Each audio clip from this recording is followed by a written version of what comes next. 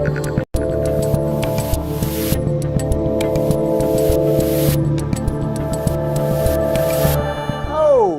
hello there. I'm Dave Rubin. It's 2021. Can you believe it, people? We made it into the year that I'm told everything's going to be fine. Last year, problematic. 2020, big mess. But now we're in 2021 and everything's going to be A-okay. It is actually January 4th, 2021, and I am back from 10 days in the free state of Florida. So first off, I hope you all had a great Christmas and New Year. I hope you were around family and friends or just people that you like. I hope that the ongoing lockdowns and general political craziness and everything else didn't destroy the end of your year. You know, it's like if there's ever a week to just kind of let it all go, I sort of think it's the Christmas to New Year break. All right, I write about that in my book. Like if you're ever going to like take a little time off social media, if you're ever just going to like focus on family and friends and everything else, that seems to be the week to do it. That's definitely what I did. I was down in Florida with my sister and her husband and her kids, and it was actually the first time since lockdown began, believe it or not, so since March, that I've seen anyone on my side of the family. I still haven't seen my folks, actually. We're working on that, but I hadn't seen my brother or my sister, my nieces and nephews and everything else. So got to see my sister, which was great, and the kids and all that kind of stuff. And yes, I was in Florida. So we're going to do a lot of lockdown stuff today and just sort of get everybody caught up on everything going on in the world. But in Florida, this incredible state of Florida, well, let's throw to some images here, because I started in Florida in West Palm Beach. I did what was my first and last speaking gig of 2020. If you would have ever told me that I would have had only one speaking gig in 2020, I would have told you were crazy. I mean, this is after a couple of years of where I've done, in some cases, like in 2018, over 100 speaking gigs in a year with Jordan Peterson, but then in 2019, did probably 50, 60, maybe even 70 speaking gigs. I love getting out there in front of audiences. So I went to Turning Point, to their Student Action Summit, and as you can see, there were thousands of people there, actually. They did social distancing. You had to take your temperature as you went in. Some people made choices to wear masks. Some people did not. Everything went responsibly. As far as I know, nobody got COVID there. I actually did have a COVID test, by the way. I went to a New Year's Eve, New Year's night party in Miami, where it was at a house. It was about 50 people, and they had everyone take COVID tests. I hadn't taken a COVID test this entire time. A strange doctor jammed a giant swab up my nose. It was extremely unpleasant, but I did not have COVID, so that was nice. But anyway, so I started off in Florida in West Palm Beach, and the event was just great. It was great to be out there. And if you haven't seen it, actually, we did post the entire video of my talk. I did about 25 minutes.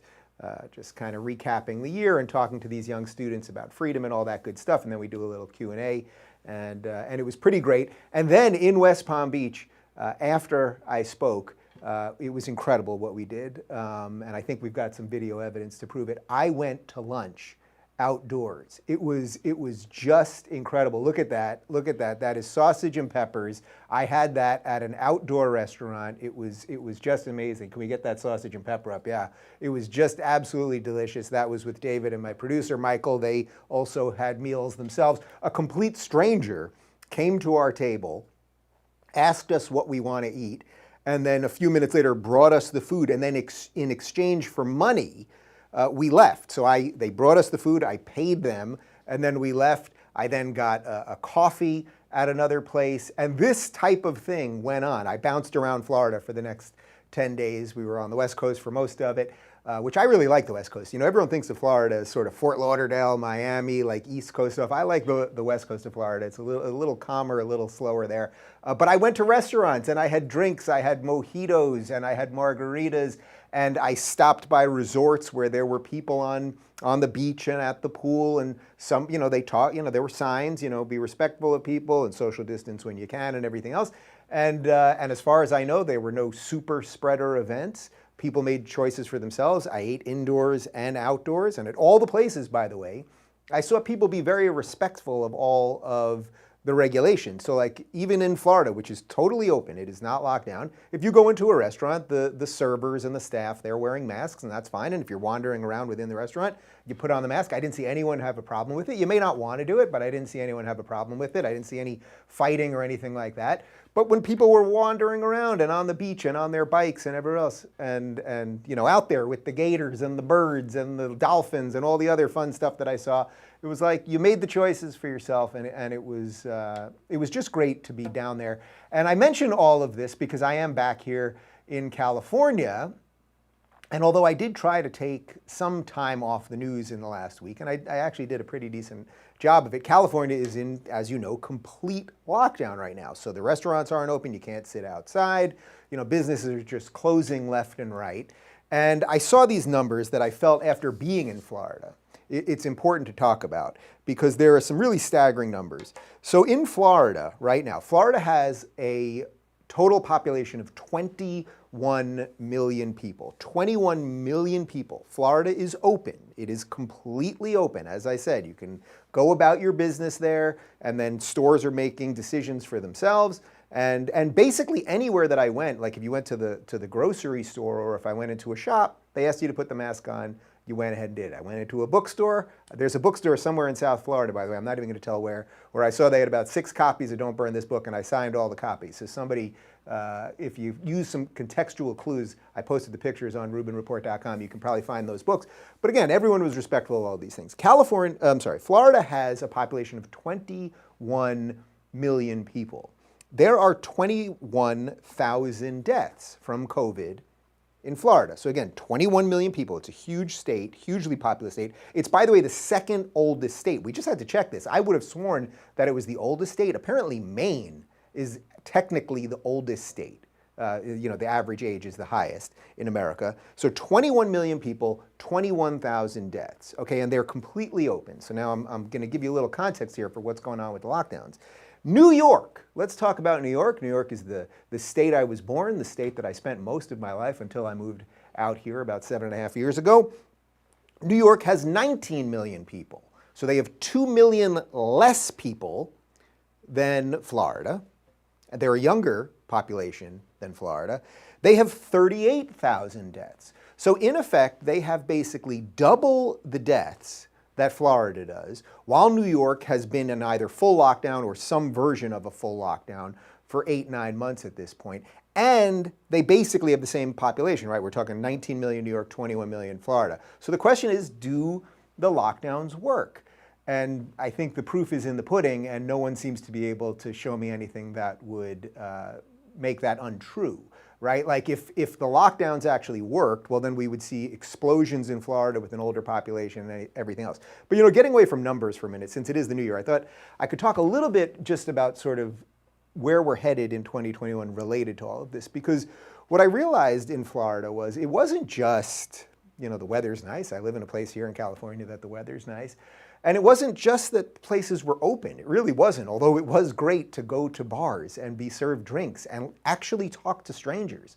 Like, I really went out of my way. I'm pretty friendly in general, but I really went out of my way. When we were at restaurants, we were at bars, we were at the beach, we were at the pool. Wherever I went, I talked to people, and people want to talk. I think actually what I could tell in Florida is that people wanted to talk more than usual because there's a lot of vacationers there, and they want to, oh my God, remember a year ago when you used to talk to a stranger? You used to sit at a bar, hello, how are you? I'm fine, how are you? What's going on? Okay. But what I really realized by being away for 10 days and being in Florida is that there's a culture, and I think this is what we're going to really realize is going to smack us in the face, if it hasn't smacked you in the face already in 2021, is that there is a culture of fear, and then there is basically a culture of freedom.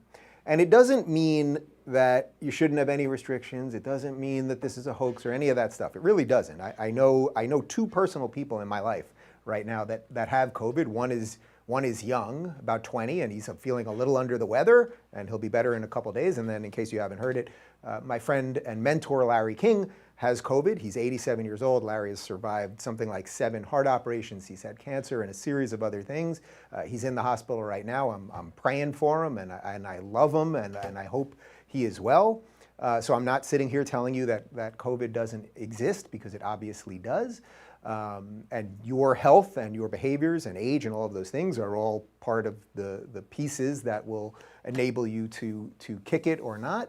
But But basically, I sense what we're going to see going forward is that half the population lives in sort of like a general state of fear. And they want the machine to just kind of tell them how to live.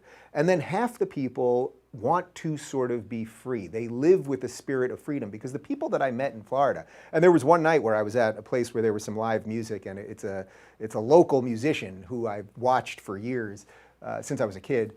And I said hi to him, and he immediately knew who I was. Oh, I see you on Fox all the time, blah, blah, blah. And then there were a bunch of, it was older people. There were people probably in their 60s or 70s sitting around, and everybody was talking and laughing and having fun.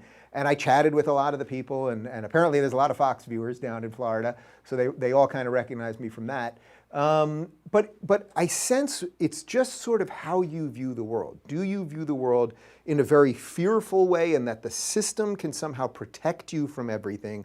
Or do you want to take a little risk? And I would connect that, I think, to a little bit about belief and about faith, and what allows you to live with a little risk. And I also think that, and I did think this a lot when I was away, that we are going to have to also realize that a certain amount of people in the country are just, generally speaking, are just kind of brainwashed at this point. And it's also not fully their fault, right? Like, if you just watch the mainstream stuff, you're going to be brainwashed to a degree. And then you're going to think, oh, the government gave me $600, how wonderful that is, while the government also gave $10 million for gender studies programs in Pakistan. And I'm not even going to get into that whole ridiculous spending bill, which was absolutely ridiculous. And it's funny, it's like, you know, the government, okay, they're giving us $600. Some people wanted them to give us $2,000. How about you just suspend taxes for everybody? How about you stop taking our money in the first place? Wouldn't that be nice? That seems like it would work for me. But in any event, just kind of packaging all these things together, I've just realized that the idea of federalism, you know, I talk about it all the time, in states' rights, and you should live where your values are more congruent and with people that are sort of in line with what you believe. Like, we may be really seeing that experiment play out in 2021. We know that tons of people are leaving California. And it's funny, is anyone, I mean, can someone show me some numbers on this? Is anyone leaving a red state right now? Is anyone like, I've had it with this open state and these lower COVID numbers and all this freedom and my ability to go to work and go to school, I'm moving to California? Like, nobody's doing it. Nobody's doing it, right? So you don't need political analysts, and you don't need analysis and everything else to show you that, and experts and scientists. It's like, what makes us tick? I think it's the desire to be free and live life and everything else. And I think we're just going to have to accept that a certain amount of people just can't really understand that. And maybe that's a function of poor education. It probably is. And it's a function of a really dishonest media that is just absolutely awful and everything else. But I know, and one of my resolutions for 2021 is, I don't want to just be defined by all the things that I'm against. I mean, I try not to do that in general, right? I try to tell you guys what I'm for and not just rail against all the bad stuff. And I think part of that will just be acknowledging that a lot of people are just brainwashed by the system. It just is what it is, and it's our job, as I would say, awake people as opposed to woke people, to kind of show them, hey, you don't have to have this sort of fake blue-pilled existence. You actually can fight for things yourself and everything else. And one other thing on the culture of fear and all that, and then I'll move on, is that as it was so open in Florida, it was just nice. It was nice to see people's faces. Truly, it was nice to see people smile and talk to each other and everything else. I got back to California, and we went for a hike yesterday. I was yelled at twice. Now, first off, we were outdoors. It was 4 of us. It was me, David, and David's brother and girlfriend. We're taking a hike. We're all relatively young, healthy people. It's a beautiful day in California. Not a lot of people out there. We're just taking a hike, and a woman passes us. We didn't have masks. We didn't, right? Like, and again, we're outdoors, okay? I know we're supposed to cancel everything, thanks to Eric Garcetti, but we're outdoors. And a woman walked by, and she was in a mask, and she started yelling at me. And I said, ma'am, we're outside. You know, we're outside. It's okay. And she said, you're not reading the papers. And then I just kind of left it there. And I just thought it was a funny thing to say, like, you're not reading the papers. Like, I got the LA Times, and I got the New York Times, and I've got all of this brainwashing propaganda and everything else. Oh, and then I got yelled at because a bicyclist was riding like a maniac and he screamed at me too. Anyway, the culture of sort of freedom or fear or just like having some sort of happiness versus like endless misery. And I think we're gonna have to really realize when you see all these videos of people screaming at each other and everything else that this is not how we're supposed to live. We're supposed to live freely. We're not supposed to have things on our faces and everything else. And I just sense that we can't solve everybody's problems, but maybe we can show everybody that there's a little bit of a better way to do this. In any event, I will keep thinking about Florida. I had so many freaking people, and I had real estate agents following me on Twitter and finding me on Facebook and Instagram, asking if they could represent me because everyone wants me to move to Florida now. I know a lot of people want me to run for California governor. I'm still hoping that Rick Grinnell might do that once we recall this moron, Gavin Newsom. But I know a lot of people want me to move to Florida. And on top of the fact that in the midst of this, we got our, my business manager sent us our end of the year, all our numbers and taxes and everything else.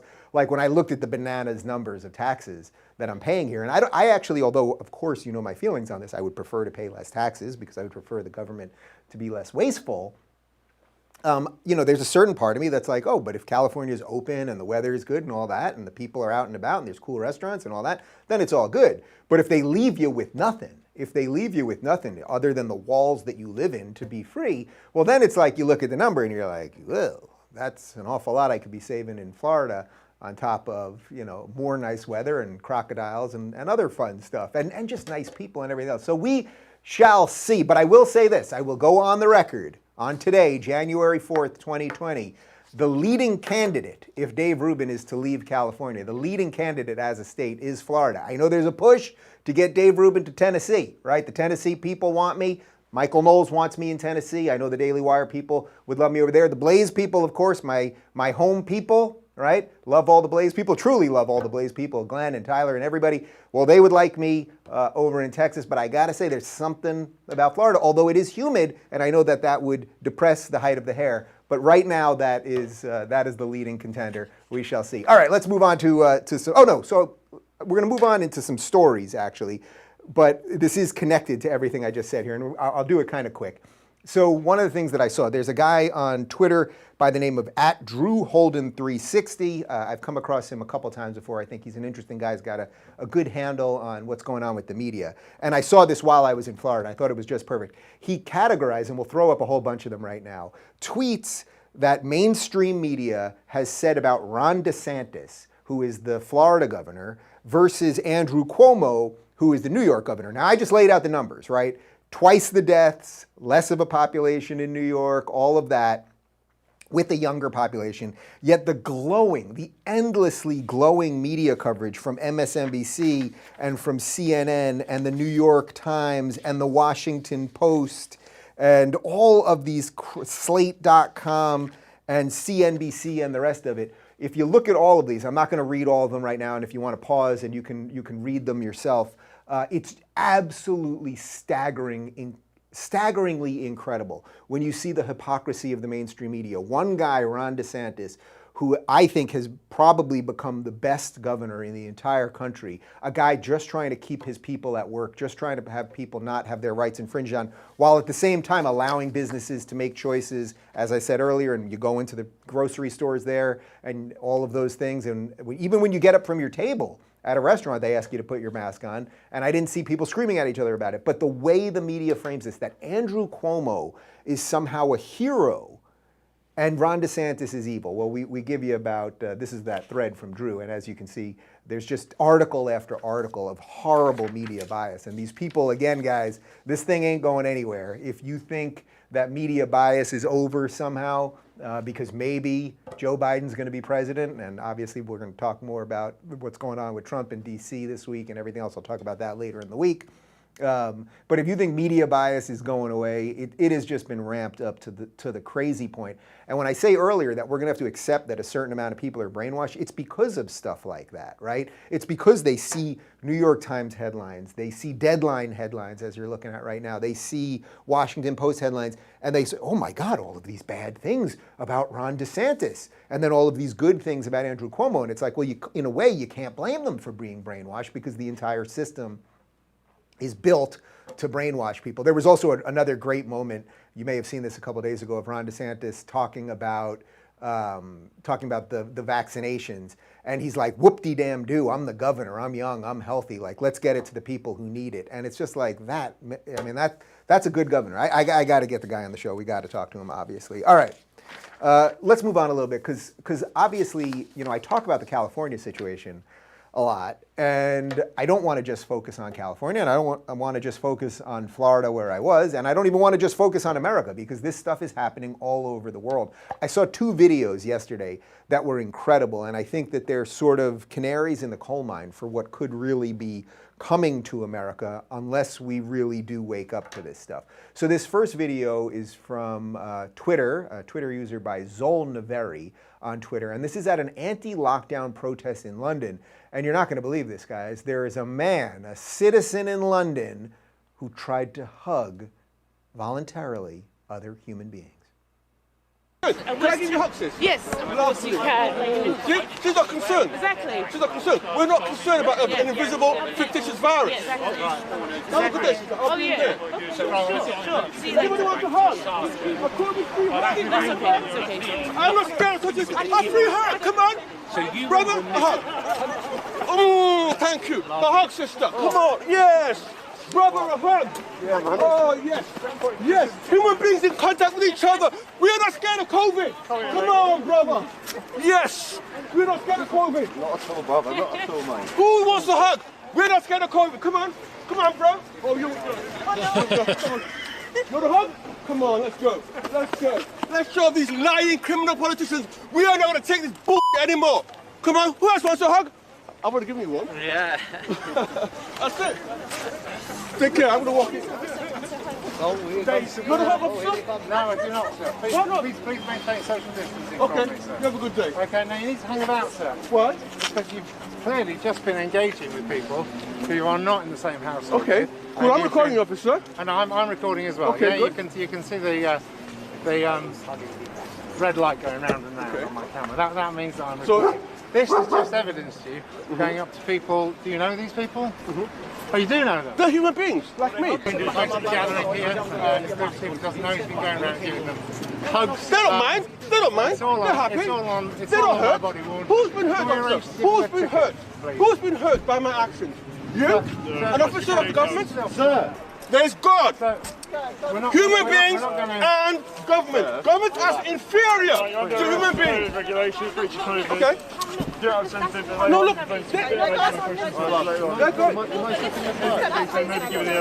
They are inferior to human beings, okay? They are officers of government. Officers of state. That's a good man right there, and I don't know who he is, but I would like to give him a virtual hug, and if he ever makes it to the U.S. or next time I'm in London, if they let me in, I would like to hug the guy. There's a great line there where the officer says, "Do you know these people?" And he says, "They're human beings like me."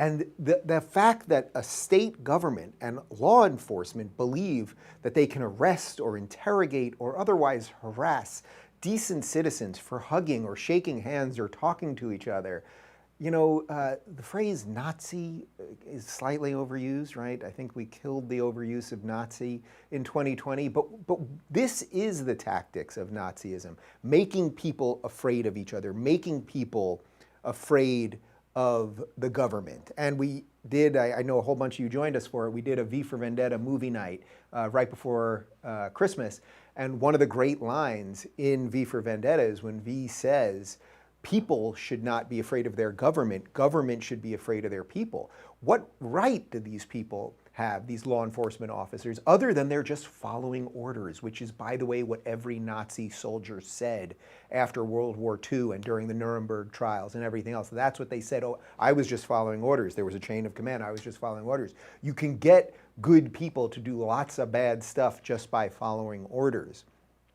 And one other thing, and this is sort of related to what I said earlier, that it's interesting when he talks about God and government is below God. And one of the things that I'm really coming around to lately, I find it to be an inevitability in many ways, is that most of the people that I sense are brave right now, or clear-minded, or willing to stand up for what they believe in, it has something to do with belief, and I don't think that that's a coincidence. They don't believe that what is true is just what's happening right here, this very second, right? Like they believe that there's something true above them.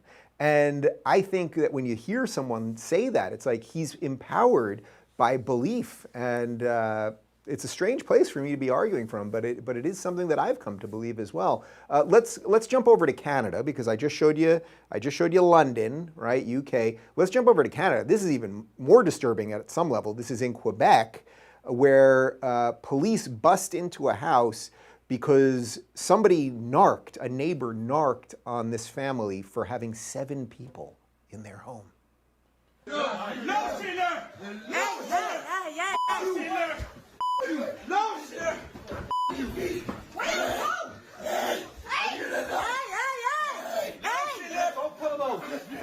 Il peut plus respirer, arrête!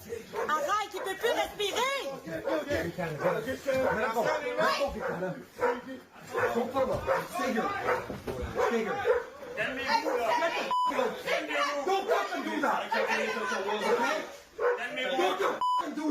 calm down, calm down. Can we move? Okay, we're calm. Don't do that.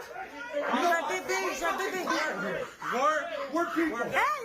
Yeah, you should feel disturbed by that, okay? These are police officers busting into a private person's house because they're having a 7-person house party. I don't know how many people lived in that house versus how many people they had over or whatever it is they did, but they chose to have a house on their own, have a party on their own property, in their own home, and police officers are literally trying to drag people, violently using force to drag people out of that house. So if you look at that video from Canada and you look at the video from London where a man's just trying to hug people, and then you see what we're doing here in California and in New York where we don't let people go to work, and then the government, oh, here's your $600.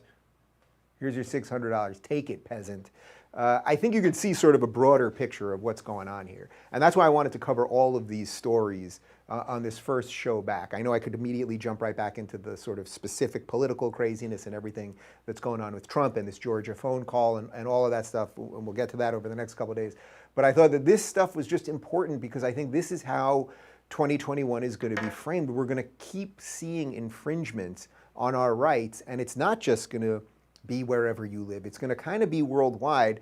And then this will just get us to the final thing that I wanted to talk about today, because there was this video of Ted Wheeler. Now, as you guys know, Ted Wheeler is the mayor of Portland. This guy, I mean, Bill de Blasio is the worst mayor in the country for sure. Like this, he is an awful communist, vile human being who has destroyed the greatest city probably in the history of the world. And if you didn't see the video, if you want to watch some serious dystopian stuff, while normally we would have millions of people in New York in Times Square, and I've done it on New Year's Eve many times, and it's actually pretty miserable because there's so many people and you can't get to subways and it's whatever and it's crazy and all that stuff. So Times Square was basically like a complete empty, just really dystopian sort of scary nothingness on New Year's.